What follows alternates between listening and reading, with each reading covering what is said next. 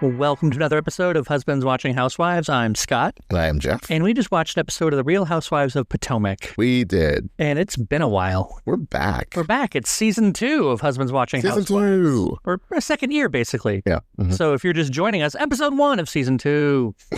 Are you too legit to quit? You can do that. I can't. Yeah. I'll end up flipping the camera off. It'll be bad. I can't do the whole... I'm not coordinated. Well, that's like the Janet Jackson River Nation countdown thing. No one can do that. You can't even do that? No, well, I'm not good. Like even 5, 4, 3. No.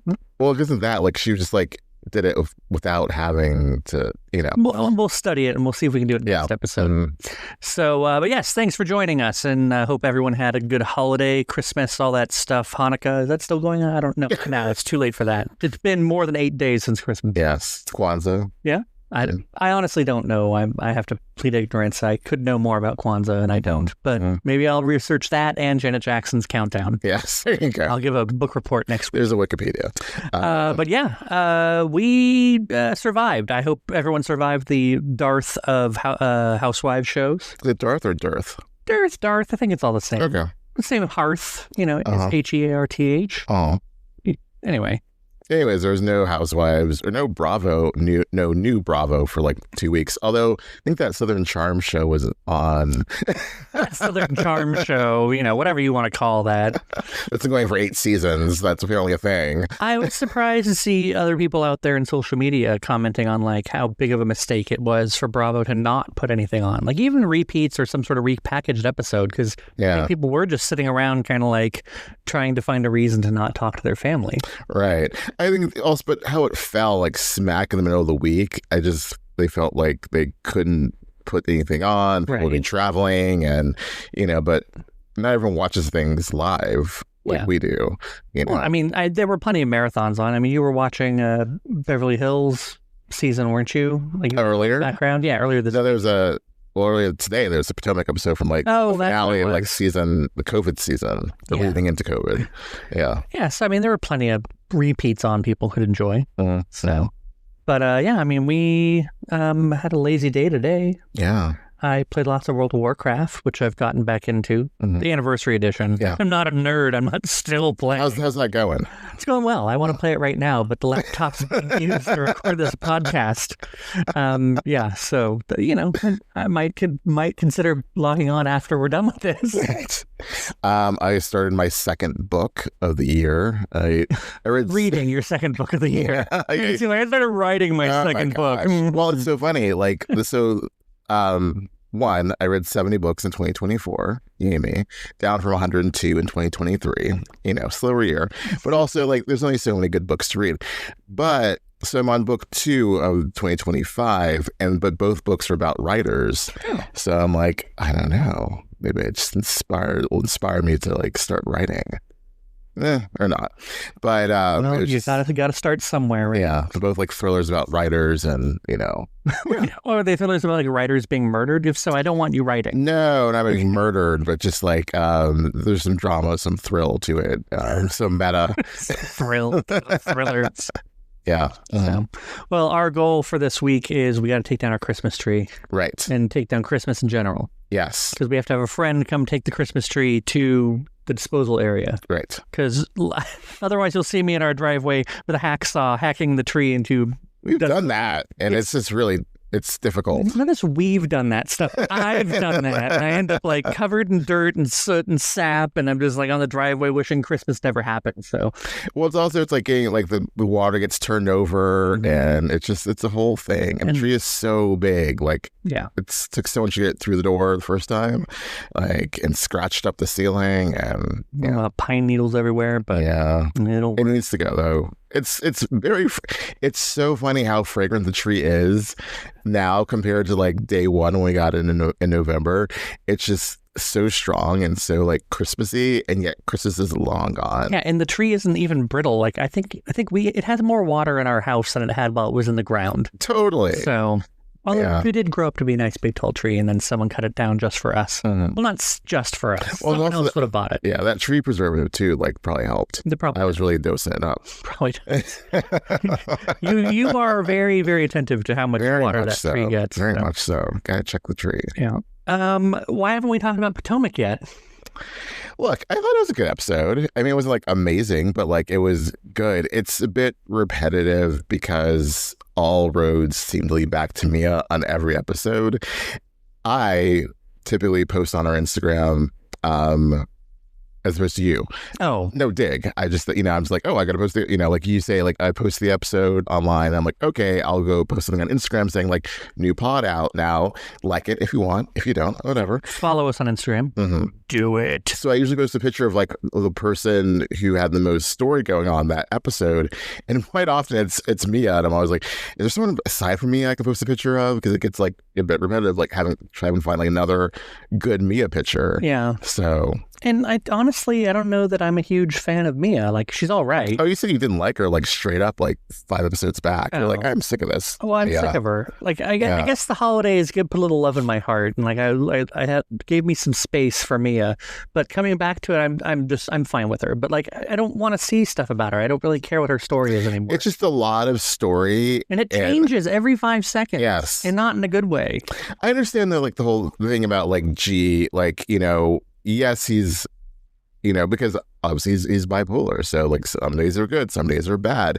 He's not hurt the children, but he's like taking them away 4 hours from like where they're supposed to be. I don't think he's a bad father, but like definitely the situation needs to be monitored more, it seems. Right. Yeah, I'm not unsympathetic to what happened with the kids. Obviously, I'd be a monster if I was unsympathetic to them. But at the same time, I'm just like, how much more like drama can she add? And it's not like I want drama between the women, not off-camera drama in her life. She has so much personal story, like for like 2 housewives. Yeah, Giselle. She is carrying Giselle this season. I mean, because like, what does Giselle? If I was me, I was said during that one of the many. Back and forth with Giselle, you're just mad I have a story, and more than you have had in like years. Yeah, willing to like authentically share. Yeah, the fact that she brought up like, oh, you apologized to me off camera. It's like, Mia had all rights at that point to say, you're just mad because I have more going on and I get more screen time than you. Right, and I was first chair and you weren't. Yeah. So, yeah, I forgot about that. It was so surprising when she was first chair. It's like, because of that one scene with G, like Candace should have been first chair last year, I feel like. Yeah. Because so much of like the story was revolving around her and fighting with like Robin and Giselle. So, well, she wasn't. I know. It actually took me a little while to envision Giselle sitting in the second chair, and she. Yeah. Or she like came out and she's like, "Who's sitting there?" And he's like, "Karen." Yeah. No, she looked good there. Yeah. She'll be second seat again this year. You think so? For sure, because it's Mia and Karen. They have the most. Oh, that's true. That's true. Yeah. Agreed. This episode. Yeah, I mean, so the kids are all right. Yeah. The movie they made. No, the kids aren't all right. Is a movie they. Right. Yeah, that's the time. In that bidding. Yeah. We should totally get to that thing. Well, after this. Oh, I thought you were going to say we forgot to mention we watched the Golden Globes tonight. Which, oh, yeah. We'll get into that, too. They were proud as exciting as this episode. They perked funnier, up. Though. Nikki Glaser, great host. Yes, I have to agree. Like, super funny. Like, some jokes kind of missed the mark. But I like that she did popular and then was like, I'm going to do the one line, and that's all she needed. Right. They didn't try to make a whole thing out of it. Had Neil Patrick Harris been hosting. Oh, my God. We had a whole song and dance, literally. Remember, like, Neil Patrick Harris hosted everything? Yeah. And then he got the time. Well, the Tonys, but we did the Oscars. That's when it went to hell. And he was like, no more hosting. Or actually, the world was like, no more hosting. Yeah, pretty much. Anyways, back to this episode. So, kids are all right. Mia is free to go shopping. Mm-hmm. And then she and Ashley get into a dust up. And, Ashley being like triggered. It's like, I get it. I'd be, if I, from another mother, being like, I would be upset if Michael took the kids and didn't tell me. Right. She has every right, but Freudian. Just because Michael happens to be transparent white doesn't mean you can Freudian slip white. Gollum-ish. True. But I feel like she was trying to make something of that moment, and like, you're confusing to me, Mia, and I don't understand, and I'm trying to be there for you, and it's hard being your friend, and it's like, no one's asking you to be Jacqueline and go above and beyond and be Mia's friend, Ashley. Like, you're acting like this is such a burden.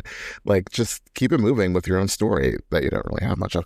No, I agree with what you're saying, but I also can kind of see what Ashley was saying. I mean, yeah, she really wasn't, and I don't think she was coming at Mia being like, I'm bothered because I'm bothered.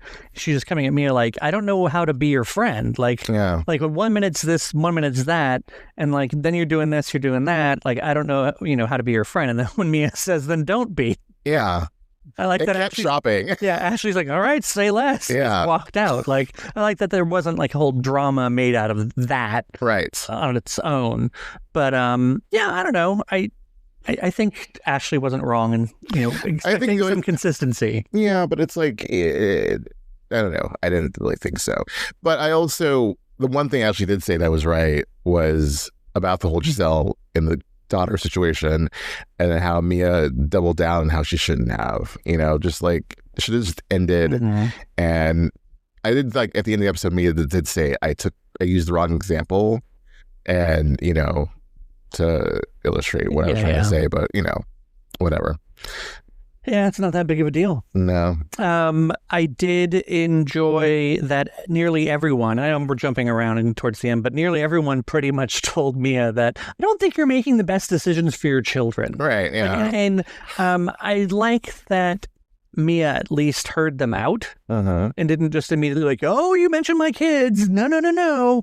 And get all pissed off about it. Because she's probably really tired by that. Yeah. She was tired and she was crying. Probably. She was like, yeah. But like when Wendy started up with like, like, I don't know where that was going. Yeah, I know, exactly. And I was going, oh, this doesn't go good. Because you would have thought had Wendy stepped in it, there would have been some teasing in the next week on from the last episode. Yeah. But there wasn't. So I was like, clearly this doesn't turn into anything. Mm. But yeah, the fact that, and then even Karen kind of came in and said, you're not making is having Gordon around your kids the most wise thing at this point? Like, should you be on a girls' trip in Panama right now? Right. As Karen said, like, when the similar situation happened with her and her son and her ex, that she like drove throughout 3 hours and was like, you can't take my kids or my kid, and blah blah blah, and kind of comparing that to like Mia being on the trip. I think though, as Mia would have certainly gone home if the kids were in a situation that was dangerous. Yeah. I don't think anyone was trying to suggest to Mia that, like, by continuing to be on the trip, she was making a bad decision. But maybe if things are as bad with Gordon as she says they are, that maybe going on the trip in the first place was a bad idea. Or there's just some better infrastructure. Right. Yeah. Right. Mm-hmm. But at the same time, I would have also enjoyed had Mia just said, "How about you all, raise your own kids and let me worry about mine." Yeah. So. Because honestly, it's like at the end of the day, it's just be like, I'm sharing with you. That's what I'm supposed to be doing here on this show. And it'd be great if you could just listen and be like, that's bad, or, oh, that's great, and not have to put so much of your feelings onto her situation. Right. I mean, she has Jacqueline to do that for her. Oh my God, Jacqueline with the Mia whisper. You guys, what Mia's saying here. What Mia really means, sometimes Mia, it's like, got it, Jacqueline. Thank you. I liked Wendy's game didn't backfire on them. Yeah. He was like, let's play a game where everyone goes around and does an imitation. Yeah. And everyone kind of, even Karen was like, okay, that's me. Right. Their Giselle was a little bit weak. There's so many things about Giselle, be like, well, the word on the street, and the word on the street, and the word on the street. Okay. They should have just done, they should have just picked on her wearing, a gunny sack or whatever that she wore. It was just not, and that bandeau that was not bandeauing. Yeah, it was she knew it was not. I was about to see her Golden Globes. Brought it around. You brought it around. You guys weren't here for the before part, but we were. I was like, let's scoop them up. Let's scoop them up. They were just unscoopable. But 4 years younger than Karen. Karen can't do math. Well, or Karen just doesn't know how old Giselle is. Giselle is, yeah. Yeah. I thought it was interesting. It was poorly timed when Jacqueline made the remark that, like, we're not driving anywhere. Like, that could have landed better. But I did like that Karen just immediately took it in and was like, bitch. But right? They kept it moving. Yeah, kept it moving. But I do think that's a good point to make, that, like, Karen has never said that she is sober. And so I think, or sobriety, as Karen put it. What's the sobriety? Yeah. So, it's interesting, but at the same time, like, again, the things Karen could have said is just like, I never said I wasn't drinking. And yes, I could have a drink right now. I just don't. But like she said, I don't want to drink around these women. Or what she should say, or what she wanted to say was, I'm not going to drink on camera. I'm not a fool. Yeah. Yeah, that's true. I mean, yeah. Yeah. So no, not much more to say about the whole drinking situation. No. Until the reunion, I guess. Yeah. I want to hear how that goes. They were rumming it up. Like, and can you really do shots of rum like that? Oh, yeah. Okay. I told you at the time I was in the Lower Haight at Hobson's Choice, which I think is closed now. Mm-hmm. Rest in peace. And I was there with Sarah and Jeff, and we were doing... it's a rum bar, for those of you who don't know. And so the guy was like, oh, the big rum. The rum punch. Oh, yeah. The bartender kept asking me, he's like, oh, well, can I get you something? I'm like, oh, I'm not a big rum drinker. I'm more a whiskey drinker. And he's like, oh, I know just the thing. And he poured me a shot of some rum, and he's like, have that. And I took a shot, and he's like, that tastes like whiskey? And I was like, not really. And then he poured me another one, and that's when I caught on. If I just keep telling him none of the shots taste like whiskey, then he'd just keep pouring me free rum shots. And he did about 4 or 5 of them. They weren't like full shots, but they were like half shots. And yeah, eventually some of them did taste like whiskey, but I wasn't sure if that's because I just had so many of them or if they actually taste like whiskey. But yeah, you can. You can shoot anything. Okay. So their little things seem quite large, and probably I think it's kind of like wine tasting, where you're supposed to have the larger pour so you can kind of swish them around and get the taste and the feel, and then have a little bit to enjoy. So the notes. The legs. Look at you. You've been wine tasting once, and you know. I barely. I think I've just seen a lot of housewives go wine tasting. Would you rather have more housewives go wine tasting or sound baths? Really wine tasting. Okay. Yeah. Yeah, at least there's food and pretty scenery. Yeah, sound baths is like, let's think about a time when I was riding a horse through the ocean, and I was on a cloud. That's like Stacey. Yeah. By the way, Stacey obviously got like a note from producers to say, ask about Keiarna's court case. Oh, yeah. The way she brought it up was so awkward. So, Kay, I was looking online and I saw. Yeah, I mean, it could have been worse. Yeah. I do like that Ashley and Kate stayed quiet, as she should have. She learned from the last time. Mm-hmm. I like that Kay's not letting it go because she was assaulted and not by another housewife, so therefore she can sue them. Mm-hmm, mm-hmm. And I thought it was like when everyone's like, or when Giselle was like, you're still on that. I was like, good and well, Giselle Bryan, if someone popped you upside your head, you would sue them from here to Timbuktu and back again. Yep. So, shit. Like, yeah, she's still on it, and whatever. Yeah. I thought it was poor choice of words when they were posing for photos. She said, "Give me a Scarface." Oh, I didn't catch that. Yeah, I mean, so Kay gave the Scarface pose, which I get. But I thought she said Scarface, like, oh, I want to take a picture. Oh, like Scarface. Yeah. Oh, I didn't. Yeah, I thought it was Ash. No, it wasn't. It wouldn't have been Ashley. Else, no. Kay would have freaked out about it. I think it was Mia. I like that they keep incorporating footage of Keiarna and her boyfriend at the house from probably before they were sure she was going to be on the show. Yes. Like, how can we use more of this footage? Oh, I'm cleaning out the basement. Here I am, moving again, still. Yeah. But shoebox by shoebox. I guess it was a fine episode. Did we get everyone? Looking behind you. Ashley still has no storyline. No, Stacey FaceTimed with TJ. He had his shirt off. Oh my God. A scandalo.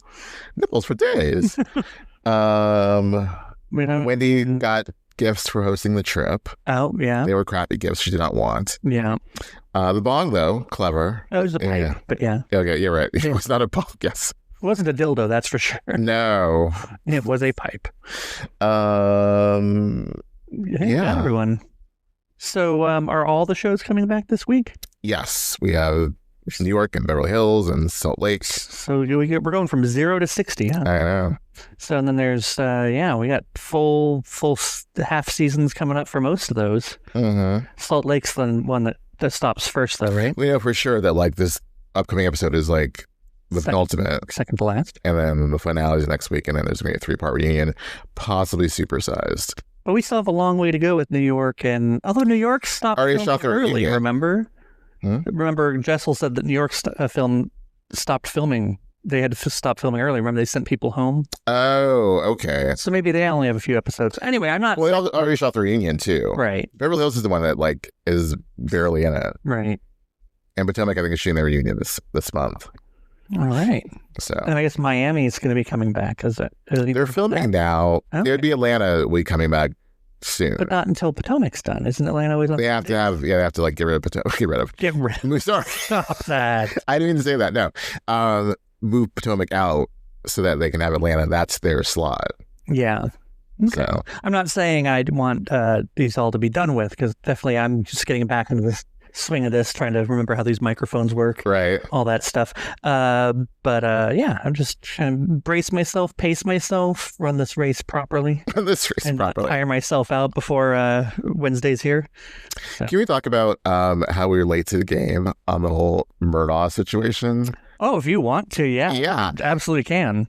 I literally said to you, I said to Scott, I wish there was. So actually, let's go back a second.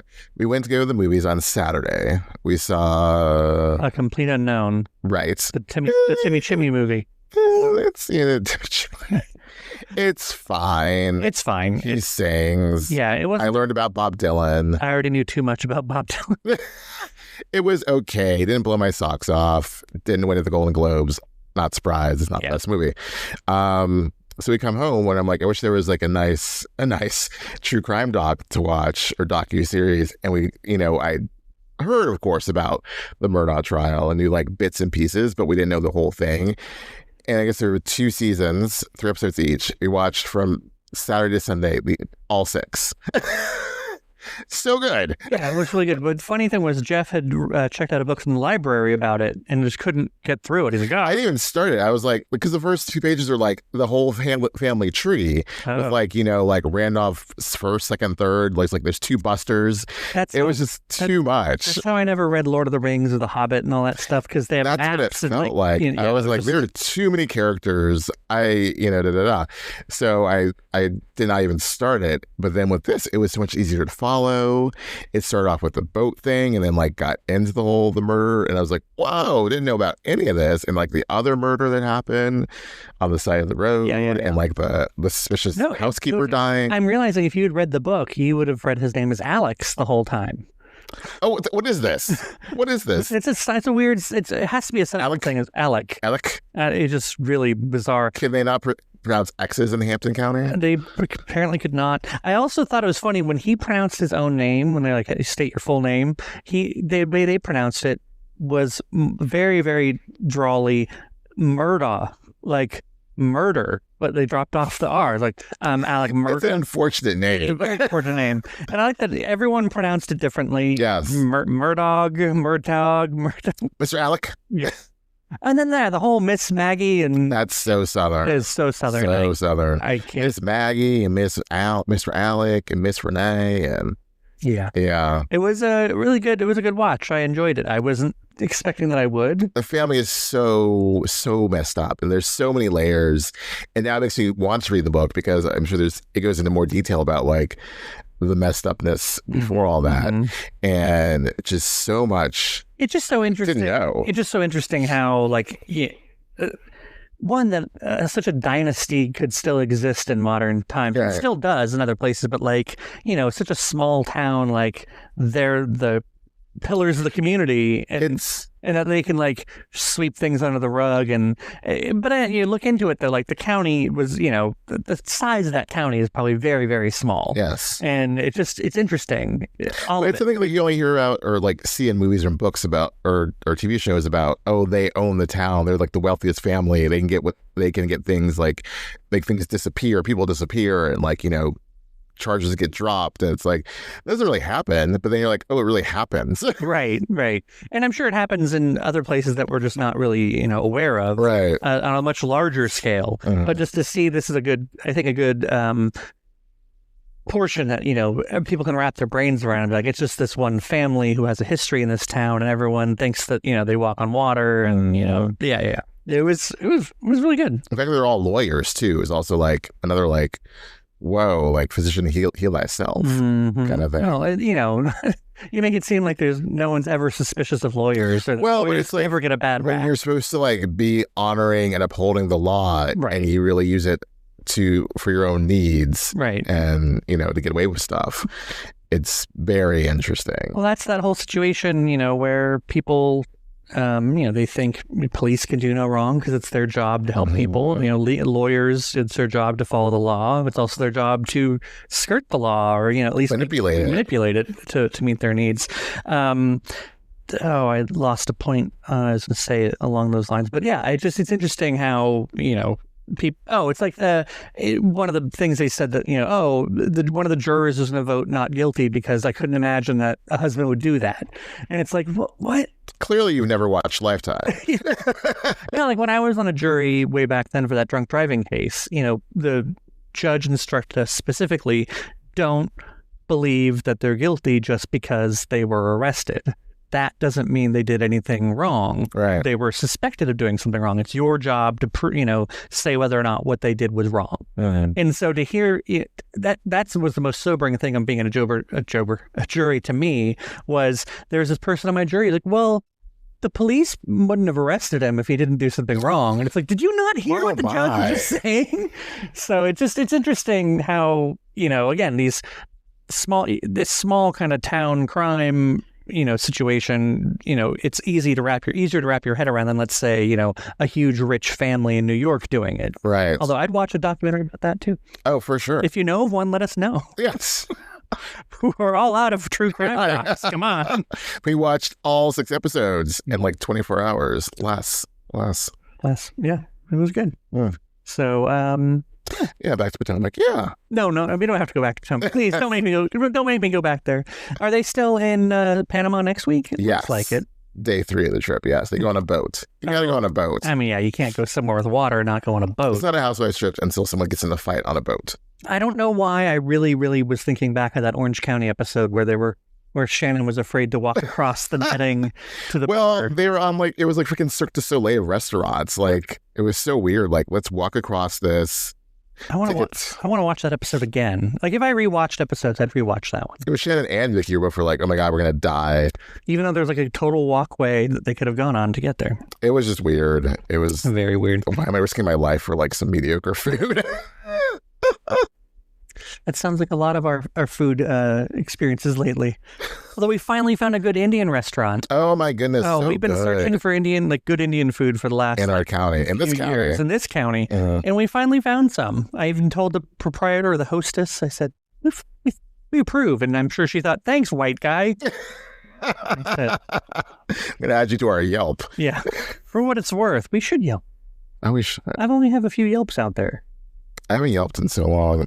Not since I didn't Yelp. I Googled or Googled reviewed. I'd Google review a few things. No, I Googled reviewed on Envy. Oh, that's right. Because you told me to.